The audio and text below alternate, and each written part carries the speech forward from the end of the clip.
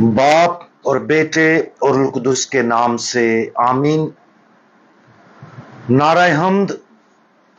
तू पतरस है और इस चट्टान पर मैं अपनी कलीसिया बनाऊंगा और आलमे असफल के दरवाजे इस पर गालिब ना आएंगे।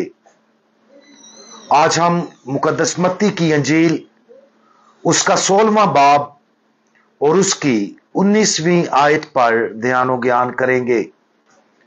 और आज हम पाकमा कैथोलिक कलीसिया के साथ मिलकर मुकद्दस पतरस और मुकद्दस पालूस की ईद मनाते हैं। और मैं आसमान की बादशाही की कुंजियां तुझे दूंगा और जो कुछ तू जमीन पर बांधेगा वो आसमान पर बंधा रहेगा और जो कुछ तू जमीन पर खोलेगा वो आसमान पर खुला रहेगा। मुकद्दस पतरस और पालूस को चर्च के दो अजीम स्तून कहा जाता है। इन दोनों ने इब्तदाई कलीसिया के क़याम में नाकाबिले यकीन हद तक अहम किरदार अदा किया और अगरचे इनका हर किरदार जरूरी और बुनियादी था, लेकिन उनके किरदार उतने ही मुख्तलिफ थे जितने के वो इफराद के तौर पर मुख्तलिफ थे। पतरस एक खानदानी, एक मुकामी माहिगीर, अनपढ़ और एक आम आदमी था। खुदावंद यीशु मसीह की तरफ से बुलाए जाने से पहले हम उसके बारे में जो कुछ जानते हैं उससे हमें मालूम होता है कि उसमें ऐसी कोई खास चीज नहीं थी जिसने उसे खुदा के बेटे के जरिए कायम होने वाली नई कलीसिया के सतूनों में से एक बनने के लिए मुनफरद तौर पर अहल बनाया हो।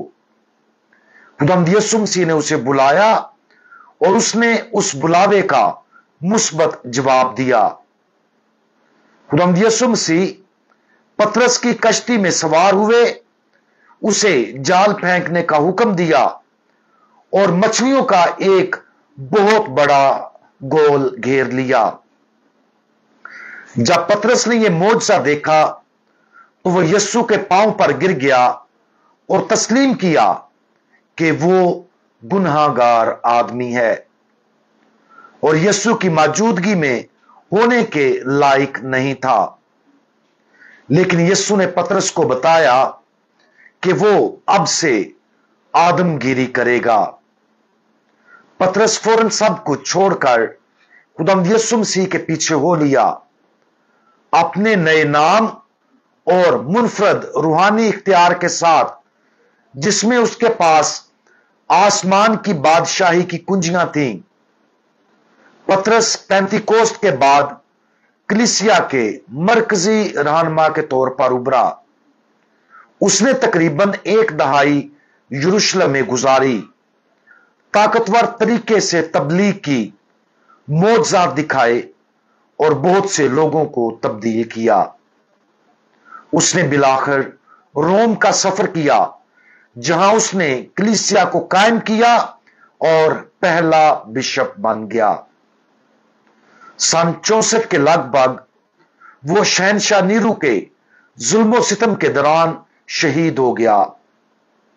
रवायत बताती है कि पतरस ने उल्टा मसलूब होने की दरखास्त की, क्योंकि वो अपने आप को उसी तरह मरने के लायक नहीं समझता था जिस तरह यीशु की मौत हुई थी।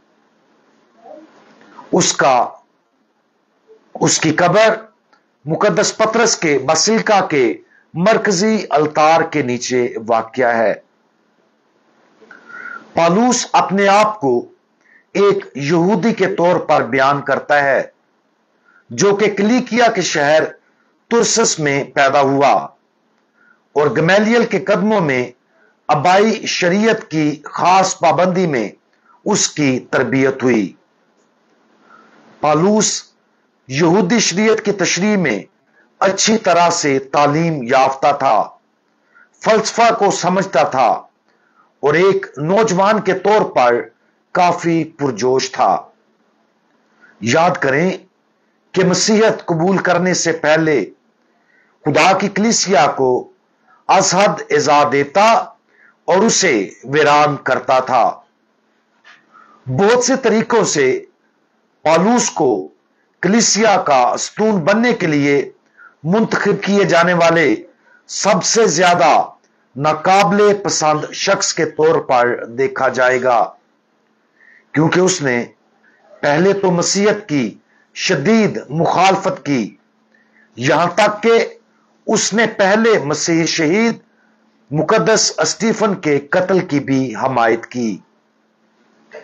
यरूशलेम में साउल ने अपना रोमन नाम पौलुस इस्तेमाल करना शुरू किया और फिर तकरीबन अगले 10 साल बहीरा रोम में बतौर मिशनरी गुजारे।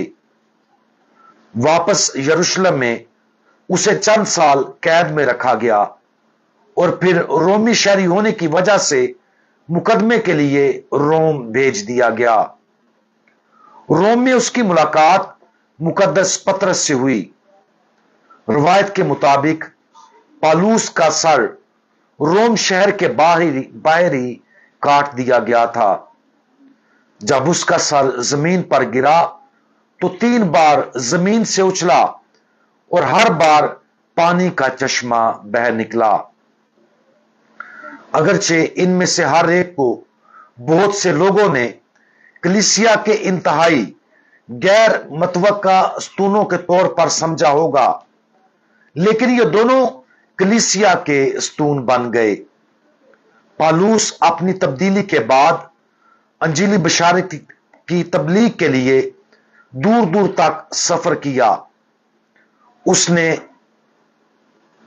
माइनर और यूरोप में कई नई कलीसियाओं की बुनियाद रखी।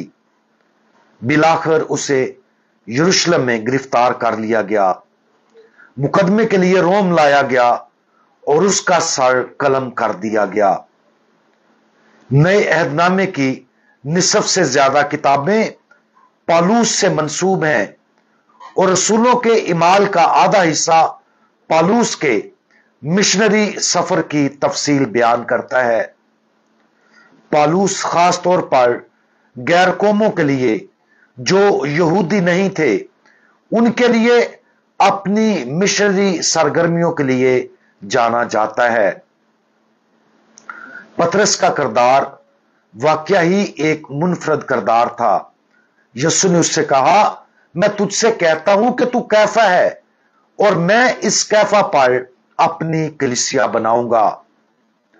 पतरस यूनानी जुबान का पेट्रोस लफ्ज है, जिसका मतलब एक हरकत पजीर पत्थर है।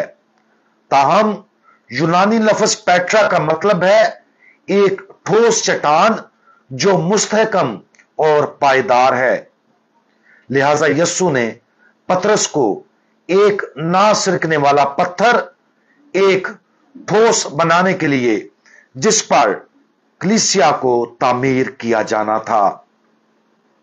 खुदावंद ने हमें भी कलीसिया के अंदर एक मुनफरद मिशन के लिए बुलाया है और हमें एक मिशन सौंपा है जो किसी दूसरे के स्पुर्द नहीं किया गया।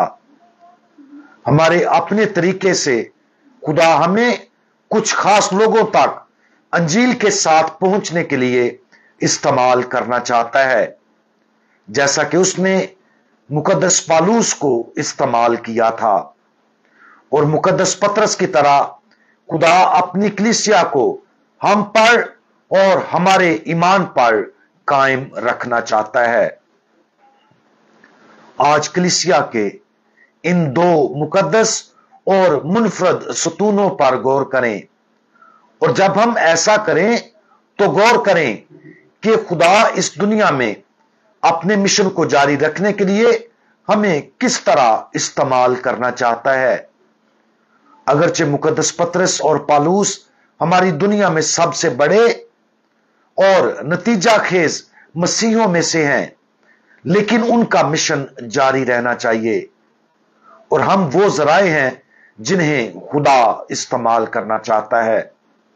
हम अपने आप को इस मिशन के लिए वक्फ करें, ताकि इंजील मुकद्दस की तबलीग और हमारी कलीसिया की चट्टान बुनियाद हमारे दिन और जमाने के अंदर इस तरह मजबूत रहे जिस तरह के ये कलीसिया की इब्तदा से है। हम दुआ मांगें। मुकद्दस पतरस आपको मुनफरद तौर पर ईमान की चट्टान की बुनियाद के तौर पर चुना गया था, जिस पर कलीसिया कायम हुई थी। मुकद्दस पौलुस आप दूर दूर तक इस ईमान की तबलीग के लिए निकले और इस ईमान के लिए बहुत सी मसीही जमायतें कायम की। प्यारे खुदावंद, बराए करम अपनी कलीसिया के मिशन को जारी रखने के लिए हमें इस्तेमाल करें, ताकि पूरी दुनिया में तमाम लोगों के जहनों और दिलों में ईमान की मजबूती का बीज लगाया जाए। आप सबको मुकद्दस पतरस और पौलुस की ईद बहुत बहुत मुबारक हो। खुदावंद यीशु मसीह, हमारा भरोसा आप पर है। आमीन।